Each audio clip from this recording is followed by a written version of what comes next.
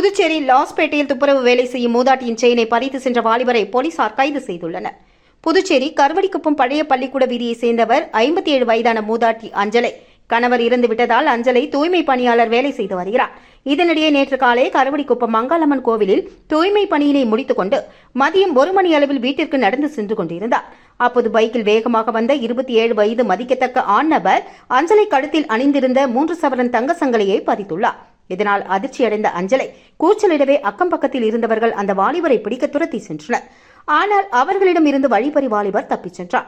இதுகுறித்து லாஸ்பேட்டை காவல் நிலையத்தில் அஞ்சலை புகார் அளித்ததின் பேரில் சப் இன்ஸ்பெக்டர் அனுஷா பாஷா வழக்கு பதிவு செய்து தப்பி ஓடிய நபரை தேடி வந்தனர்.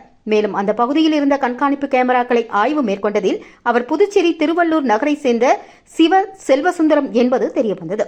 இதனையடுத்து சிவ செல்வசுந்தரத்தை போலீசார் கைது செய்து செயினை கைப்பற்றியுள்ளனர். பின்னர் நீதிமன்றத்தில் ஆஜர்படுத்தி காலாப்பட்டு மத்திய சிறையில் அடைத்தனர்.